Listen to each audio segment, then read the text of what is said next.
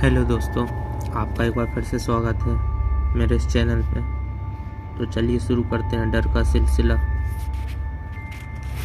यह एक चौंका देने वाली घटना है जो 1950 में घटी थी। उत्तर प्रदेश के रानी बाजार गांव में एक राम प्रकाश तिवारी नाम का आदमी रहता था। उसकी 5 साल की लड़की थी। उसे कैंसर की बीमारी थी और उसकी कई जगह से इलाज कराने के बाद भी वह जिंदा ना बच सकी। रात 1 बजे उसकी मौत हो गई। उसी रात को एक दूसरे गांव में मोहिनी नाम की एक औरत की ट्रक से टकराने की वजह से मौत हो गई। मृत के परिवार वाले लोगों ने उस औरत का दाह संस्कार कर दिया। दूसरी तरफ जब रानी बाजार में उस मृत लड़की को दफन करने के लिए जंगल में जा रहे थे, अचानक रास्ते में उसकी शरीर में कुछ हलचल हुई और वह उठ खड़ी हो गई। लोग यह देखकर डर गए, लेकिन बाद में उस लड़की को जिंदा देखकर उसके परिवार वाले लोग बहुत खुश हो गए। लेकिन लोगों को यह पता नहीं था कि उस लड़की के शरीर को किसी और की आत्मा ने जकड़ लिया है।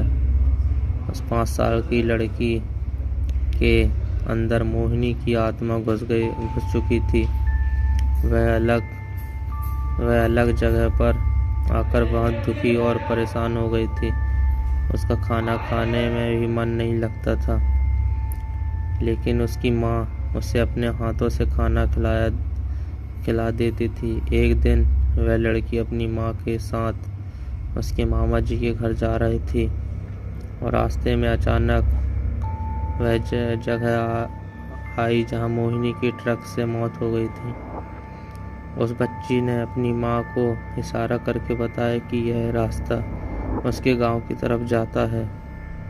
उसकी माँ ने उसकी बातों को अनसुना कर दिया और अपने मामा जी के घर पहुंच गई। उसके मामा जी के घर के पास मोहिनी के गांव की एक औरत सिमरन किसी काम से आई हुई थी। मोहिनी की आत्मा ने उसको पहचान कर आवाज देने लगी। सिमरन को लड़की के मुंह से अपना नाम सुनकर आश्चर्य हुआ। सिमरन के पूछने पर उस लड़की ने उसको अपनी पूरी घटना बता दी और बोली कि मेरी मौत से पहले ही मेरे घर वालों ने मुझे जला दिया। इस बच्ची की खाली शरीर को देखकर इसमें रहने लगी। जब सिमरन ने यह बात सुनी तो उसने अपने गांव जाकर सारे गांव वाले लोगों को यह बात बता दी और उसका पूरा परिवार मोहिनी से मिलने आ गया। उस लड़की ने सब को पहचान लिया और वह अपने पूरे परिवार के साथ अपने गांव चली गई और उसने वापस रानी बाजार आने के लिए मना कर दिया। लेकिन लोगों के समझाने पर वह मान गई। इस तरह वह दोनों परिवार के साथ रहने लगी। इस कहानी से पता चलता है कि किसी की अधूरी इच्छा पूरी ना हुई तो उसकी आत्मा किसी और के शरीर में भी जा सकती है।